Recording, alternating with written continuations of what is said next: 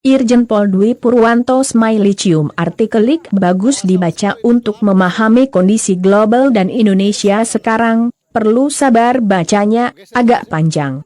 Artikel ilmiah, Muslim yang waras wajib bakal, strategi global penghancuran ajaran Islam di Indonesia melalui Islam Nusantara pada tahun 2004, Daniel Pipes, pendiri Middle East Forum yang juga dikenal sebagai dalang gerakan Islamofobia menulis sebuah artikel berjudul, Rand Corporation and Fixing Islam. Dalam tulisannya tersebut, Pipes mengaku senang. Harapannya untuk memodifikasi Islam berhasil diterjemahkan dalam sebuah strategi oleh peneliti Rand Corporation, Cheryl Bernard. Oleh Bernard, misi ini ia sebut dengan istilah religious building, upaya untuk membangun agama Islam alternatif.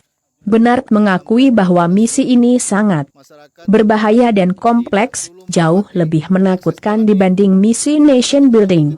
Sedangkan Pipes menganalogikan misi ini sebagai upaya untuk masuk ke dalam wilayah yang belum terpetakan.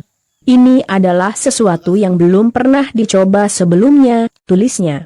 Sebelumnya, Cheryl Bernard, yang berdarah Yahudi ini pernah mencetuskan ide untuk mengubah Islam menjadi agama yang pasif dan tunduk kepada pemerintah khas. Serangkaian strategi pun dirancang dan dituliskan.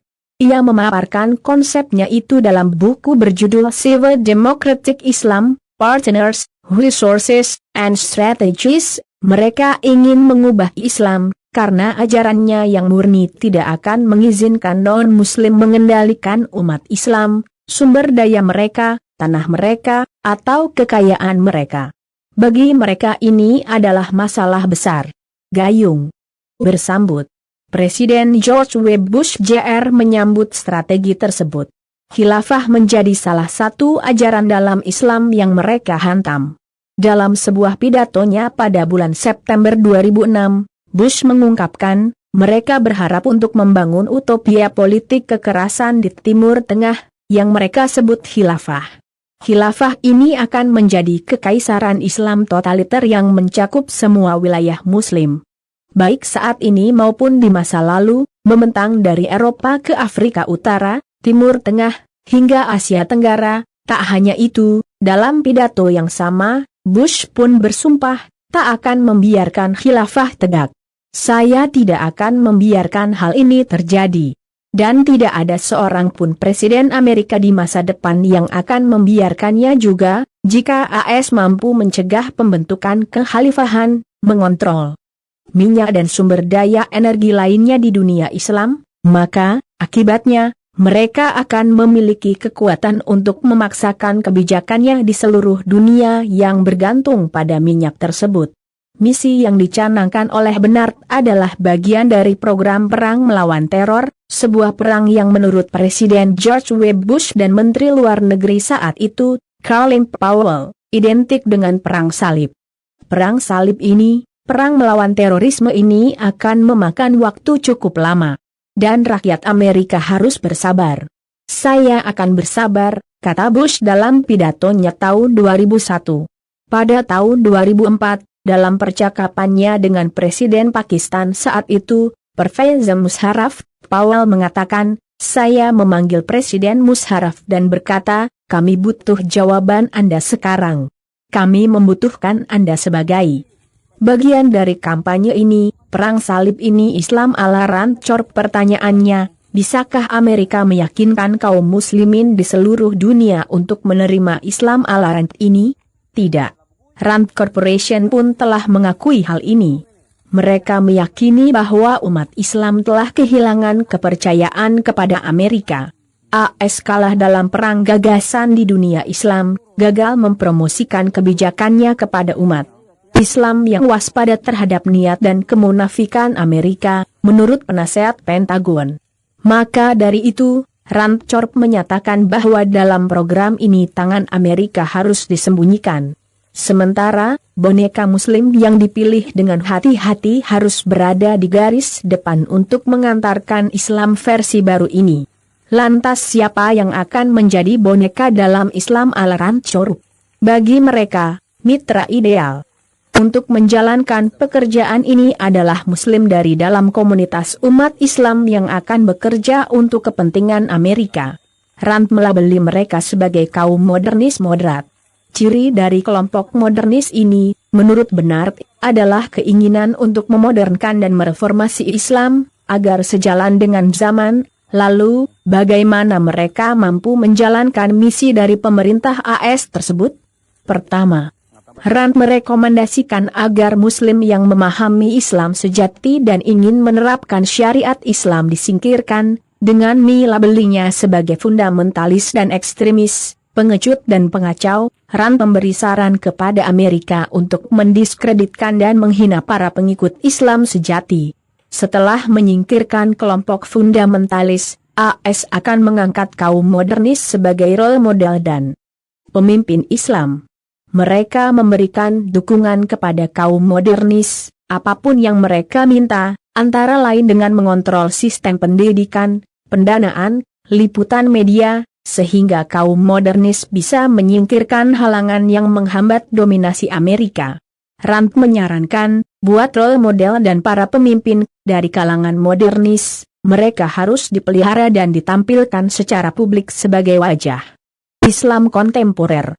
Modernis yang berisiko menghadapi persekusi, karena penodaan dan pengkhianatan mereka, harus dibangun citranya sebagai pemimpin hak-hak sipil yang pemberani. Publikasikan dan distribusikan karya mereka dengan dukungan biaya. Dorong mereka menulis untuk masyarakat dan para pemuda, perkenalkan pandangan mereka ke dalam kurikulum pendidikan Islam, beri mereka panggung di publik. Buat pendapat dan penilaian mereka tentang pertanyaan mendasar dari penafsiran agama tersedia bagi masyarakat, dalam persaingan dengan para fundamentalis dan tradisionalis, yang memiliki website, penerbitan, sekolah, institut, dan banyak kendaraan lain untuk menyebarkan pandangan mereka. Untuk strategi jangka panjang, Rand menyarankan agar para boneka modernis ini mampu membuat para pemuda Islam memeluk sekularisme, bangga dengan sejarah non-Islam dan pra-Islam, melalui kurikulum sekolah dan media lainnya. Dengan demikian, konsep mengenai syariat, jihad, dan khilafah yang benar akan rusak dalam pikiran para pemuda Islam, bahkan membuat mereka benci dan menjauhinya. Untuk mencapai tujuan tersebut, Rand juga menyarankan agar pemerintah AS mendukung pengembangan ormas yang bisa dimanfaatkan. Generasi Muslim berikutnya dapat dipengaruhi jika pesan Islam demokratis bisa dimasukkan ke dalam kurikulum sekolah dan media publik di negara-negara yang bersangkutan. Posisikan sekularisme dan modernisme sebagai pilihan tandingan untuk para pemuda Islam yang tidak puas fasilitasi, dan dorong kesadaran akan sejarah dan budaya pra-Islam dan non-Islam mereka di media dan kurikulum negara-negara terkait. Bantu pengembangan organisasi kemasyarakatan yang independen untuk mempromosikan budaya sipil Islam Nusantara. Jika kita lihat di Indonesia, semua strategi tersebut sudah dan sedang diterapkan. Tapi, apakah masih ada strategi lain? Ya, tentu ada. Rand juga merekomendasikan perpecahan di dunia Islam dengan menciptakan Islam versi nasionalistik negara tertentu. Kembangkan Islam Barat, Islam Jerman, Islam AS, dan lainnya. Hal ini membutuhkan pemahaman yang lebih baik tentang komposisi, praktek dan pemikiran yang berkembang di dalam komunitas-komunitas ini. Bantu dalam memunculkan, mengekspresikan, dan mengkodifikasi pandangan mereka. 13 tahun berikutnya, tepatnya bulan Maret 2016, strategi penerapannya di Asia Tenggara kembali digodok di Semarang. Beberapa pakar diundang untuk merumuskannya. Pesertanya dari Indonesia, Australia, Singapura, Vietnam, Malaysia, Thailand, hingga Filipina. Dari Indonesia, Hadir Wahid Institute dan Ma'arif Institute. Rekomendasi dari forum tersebut dituangkan dalam sebuah laporan berjudul Counter Narratives for Countering Violent Extremism, CVE, in Southeast Asia yang dirilis oleh Hidayah Center. Lembaga think tank yang berbasis di Uni Emirat Arab yang lahir atas inisiatif sebuah forum global pimpinan Inggris. Laporan tersebut merekomendasikan 3 ajaran dalam Islam yang harus dimodifikasi, yaitu khilafah, jihad, dan al-wala wal bara. Modifikasi ajaran Islam tidak hanya dilakukan dengan mengubah definisi. AS juga menyarankan agar penggunaan beberapa istilah-istilah Islami mulai dihindari, seperti jihad, syariah, dan ummah, sebagaimana yang ditulis dalam laporan yang dirilis Dewan Penasihat Keamanan Dalam Negeri AS pada tahun 2016.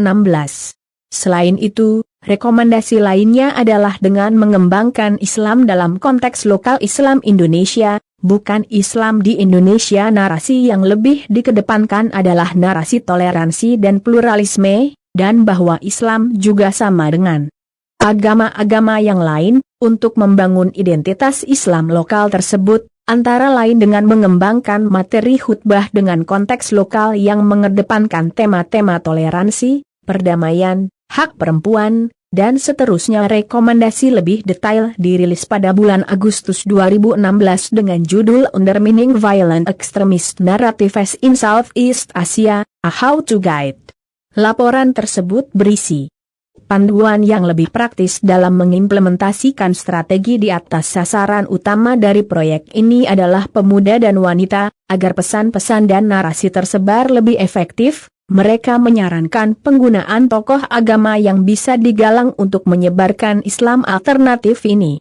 Untuk medianya penyebarannya dilakukan mulai dengan menggunakan media sosial, televisi, film, radio, media cetak, komik, buku, hingga kegiatan-kegiatan diskusi skenario Islamofobia. Terakhir, sebagai tambahan informasi, dalam bukunya yang berjudul Islamophobia and the Politics of Empire, Profesor Dapa Kumar menjelaskan tentang 2 skenario Islamofobia yang, menurutnya, berakar dari narasi Paus Urbanus pada saat Perang Salib. Saat itu, Paus membangun narasi yang menggambarkan Islam dan Nabi Muhammad SAW dengan begitu buruk. Hal ini dilakukan untuk memobilisir warga Eropa agar mau melakukan perang salib dan untuk mencegah mereka dari masuk Islam. Kumar menjelaskannya dengan istilah Islamofobia konservatif dan Islamofobia liberal. Istilah Islamofobia konservatif mungkin cukup familiar bagi kita. Ialah mereka yang memandang bahwa Islam secara intrinsik adalah agama yang buruk, musuh bagi kemodernan, kebebasan, dan semacamnya. Sementara Islamofobia liberal, jelas Kumar, dilabelkan kepada mereka yang muncul dalam retorika lebih lembut. Meski sebenarnya tidak kalah jahat mereka membagi adanya good Muslims dan bad Muslims. Good Muslims adalah umat Islam yang mau bekerja untuk Barat. Kumar menganalogikan pendekatan Islamofobia liberal sebagai penjajahan berbulu domba. Jadi, jika hari ini kita mendapati begitu banyak fenomena industri kebencian pada Islam dan ajarannya, dengan berbagai tingkatannya, tidak perlu heran ada sebuah skenario global yang sangat besar dengan dana miliaran dolar yang saat ini sedang dijalankan, sebagai tindak lanjut dari kebencian ratusan tahun yang bermula dari Perang Salib di masa lalu. Artikel Ik sangat bagus, salut dapat bacaan Ik sangat ilmiah ini. Kita makin sadar skenario global dari rezim ini untuk menghancurkan ajaran Islam melalui agama baru Islam Nusantara didukung oleh para pengkhianat pribumi. Tugu.0 Linus yang diresmikan Firaun Nusantara nantinya akan jadi arah kiblat salat dan hajinya penganut agama Inus. Tunggu saja Allah SWT tidak tidur. Ini bagus, bisa disebarkan ke